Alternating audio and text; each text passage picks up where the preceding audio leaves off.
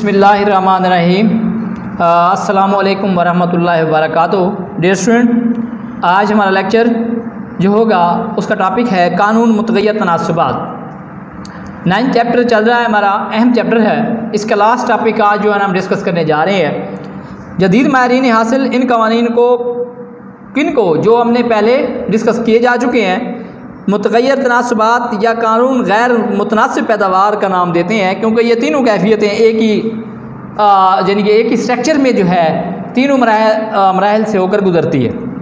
पैदाइश का ये कानून इस अमर की वजाहत करता है डियर स्टूडेंट कि अगर किसी एक मुतग़य्यर आमिल की इकाई दीगर मुअय्यन आमिलीन पर लगाई जाए तो मुतग़य्यर आमिल की हर ज़ायद इकाई की पैदावार पहले बढ़ती है, यानी कि क्या होगा, पहले इजाफा होता है, लेकिन एक नुक्ते के बाद क्या होगा, इसमें इजाफे का तनासुब कम होता चला जाता है, हत्ता कि कुल पैदावार अपनी इंतहा तक पहुंच जाती है, जिसको हम म्यारी हद कहते हैं। उसके बाद गिरना शुरू हो जाएगी, यानी म्यारी हद के बाद अपनी फुल कैपेसिटी के बाद कारखाने में पैदावार बढ़ाने की गुंजाइश नहीं है, अब वो गिरना शुरू हो गई है। अब इस तरह से इस पैदावार के 3 मरले जो हैं, यानी कि पैदावारी अमल जो है वो 3 मराइल से होकर गुजरता है। इसको प्रोफेसर W.J.L. रियान ने अपनी किताब में यानी प्राइस ऑफ थ्योरी में लिखा है कि कानून गैर मुतनासिब पैदावार इस अमर की वजाहत करता है कि दिए गए फ़न पैदाइश के तहत मुअय्यन आमिलीन के साथ जब मुतग़य्यर आमिल की इकाइयाँ इस्तेमाल की जाएँ तो एक ख़ास हद तक पैदावार में इजाफा मुतग़य्यर आमिल की इकाइयों की निस्बत ज़्यादा होता है, यानी कि एवरेज जो औसत जो होगी वो ज़्यादा होगी। बाद अज़ा पैदावार में इजाफे की निस्बत बराबर और फिर क्या हो जाएगी डियर स्टूडेंट, कम होना शुरू हो जाएगी। इस कानून की मज़ीद वजाहत गोशवारा और डायग्राम की मदद से जो है आपके सामने बयान की गई है। डियर स्टूडेंट, गोशवारा है, मुतग़य्यर आमिल की इकाइयाँ ली गई हैं, ब्रैकेट में आप मेहनत और सरमाया लिख सकते हैं, कुल पैदावार, औसत पैदावार, मुख्तम पैदावार, आगे मराइल लिखे हुए हैं। डियर स्टूडेंट, पहला यानी कि जो आमिल लगाया गया, यानी कि इकाई आमिल की पहली इकाई जब लगाई गई तो कुल पैदावार 20 है, मुख्तम पैदावार भी 20 है। कैसे? औसत पैदावार भी 20 है, मुख्तम पैदावार भी 20 है। ये खाली जगह जो छोड़ी गई है यहाँ पे आप 20 लिखेंगे। डियर स्टूडेंट, पहला आमिल है ना, पहली इकाई है, तो औसत पैदावार क्या होती है? कुल पैदावार को कुल इकाइयों में तकसीम कर दें। कुल पैदावार 20 है, इकाइयाँ 1 है, 20 को 1 पे तकसीम करें तो 20। पहली इकाई और आखिरी इकाई एक ही होती है, इसलिए मुख्तम पैदावार भी 20 आएगी। यहाँ पे डॉट लगाया हुआ है, खाली छोड़ा हुआ है, आप लिखेंगे 20। डियर स्टूडेंट, जब दूसरी इकाई लगाई है कारोबार में तो 50 कुल पैदावार, 50 में से 20 निकालेंगे तो कितना बचता है? 30, यानी कि ये 20 आखिरी जो कॉलम पे देखें ज़रा, यानी कि जो मुख्तम हासिल का है वहाँ पे 30 आ गया। 50 को 2 पे तकसीम करेंगे तो 25 आएगा। तीसरी इकाई है 90 को 3 पे तकसीम करें 30, 90 में से 50 निकाल दें तो 40। चौथी इकाई है 120 को 4 पे तकसीम करें 30, 120 में से 90 निकाल दें, बाकी बचता है 30। पाँचवीं इकाई 140, 5 पे तकसीम करें 140 को 28, 140 में से 120 निकाल दें तो बाकी बचता है 20। डियर स्टूडेंट, इसी तरह छठी इकाई है 150 को 6 पे तकसीम करें 25, 150 में से 140 निकाल दें तो बाकी बचता है 10। सातवीं इकाई 154 को 7 पे तकसीम करें तो 22, 154 में से 150 निकालेंगे तो 4। आठवीं इकाई भी 154 को 8 पे तकसीम करें 19.25 आता है। 154 में से 154 निकालेंगे, माइनस करेंगे तो बाकी 0 बचता है। तो यहाँ पे मुख्तम हासिल तेज़ी के साथ बढ़ने के बाद फिर कम होना शुरू हुई, हत्ता कि 0 पे पहुँच गई, जबकि औसत जो पैदावार है वो बड़ी है, ऐसा ऐसा बड़ी है, फिर ऐसा ऐसा कम हो रही है। 9th जब इकाई लगाई गई है मेहनत और सरमाया की, तो कुल पैदावार 145 है, 145 को 9 पे तकसीम करें 16.1 आता है। डियर स्टूडेंट, 145 में से 154 निकालें तो मनफी का कितना बचता है? 9। 10वीं इकाई 130 को 10 पे तकसीम करेंगे तो 13, 110 में से 145 निकालेंगे तो मनफी का 15 आता है। डियर स्टूडेंट, पहला मरला तकसीर हासिल का, जिसमें MP is greater than AP, यानी कि मुख्तम हासिल जो है वो औसत हासिल से ज़्यादा है। दूसरे मरहले में मुख्तदम हासिल कम है किससे? एवरेज प्रोडक्शन से, औसत मसारिफ से। तीसरे मरहले में मुख्तदम हासिल जो है इज़ लेस दैन ज़ीरो, छोटी हो गई है ज़ीरो से, यानी कि मनफी में चली गई है।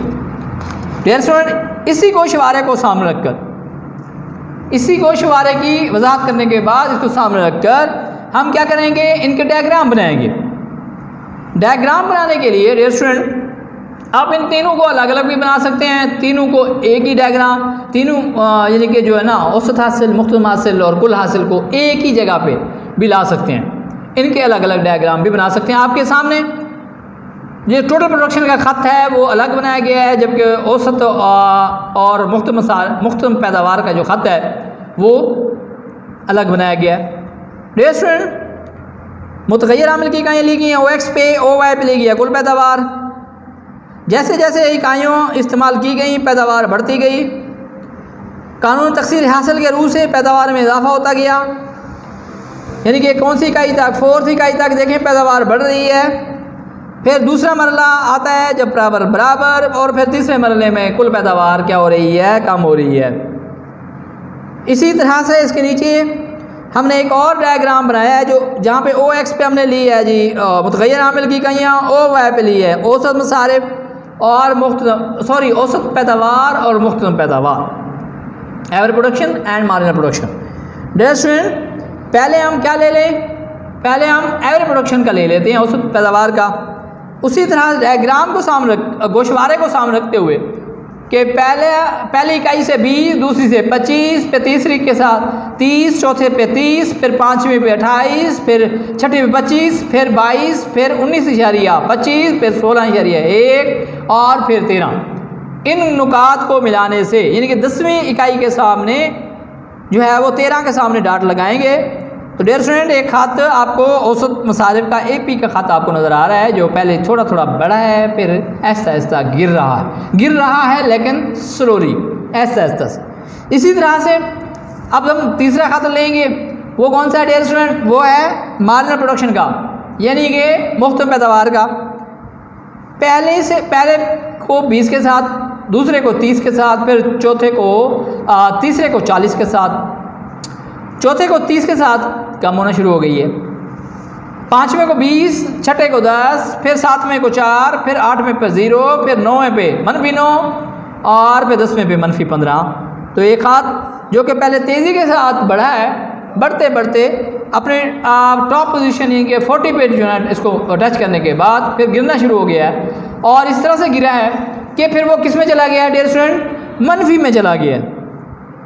तो ये तीनों खतूत जो हैं आपके सामने, ये तीनों मुख्तलिफ मराहल की यानी कि इंडिकेशन दे रही हैं, 3 मुख्तलिफ मराहल की जो तर्जमानी कर रहे हैं। पहला मरला चौथी इकाई तक आप कह लें कि जिसमें तीसरी इकाई तक डियर स्टूडेंट जिसमें तीनों में इजाफा हो रहा है, ये पहला मरला है। चौथी, पाँचवीं, छठी और सातवीं पोजीशन पे ये दूसरा मरला है जिसमें कुल हासिल तो बढ़ रही है लेकिन औसत हासिल और मुख्तदम हासिल गिरना शुरू हो गई है। मुख्तदम हासिल तेज़ी के साथ गिरी है, इसलिए औसत हासिल से मुख्तदम हासिल नीचे है। डियर स्टूडेंट, लास्ट जो इसका स्टेज है, लास्ट स्टेज तीसरा मरला जो है वो कौन सा है? वो तीनों में मनफी है, तीनों में कमी हो रही है। टोटल प्रोडक्शन में कमी है, एवरेज प्रोडक्शन में कमी है और मार्जिनल प्रोडक्शन में भी क्या है? कमी है। तो डियर स्टूडेंट, जिस टॉपिक को हम पिछले 3-4 लेक्चर से डिस्कस किए जा रहे थे वो आज कंप्लीट होने जा रहा है। उसमें हमने जो पैदावार के मराहल डिस्कस किए थे, यानी कि कानून तकसीर हासिल या तकलील मसारिफ, मसावी हासिल, मसावी मसारिफ, तकलील हासिल, तकसीर मसारिफ। तो ये मुख्तलिफ मराहल जो हैं पैदावार पर और मसारिफ पर क्या असरात मुरतब करते हैं, इनको हमने तफसील के साथ यहाँ पे डिस्कस किया। आज हमारा ये चैप्टर्स भी कंप्लीट हुआ। इंशाअल्लाह ताला नेक्स्ट लेक्चर में नए चैप्टर 10th चैप्टर के साथ हम जो है ना फिर हाजिर होंगे। तब तक जो है अल्लाह ताला आपका हामी और नासिर हो।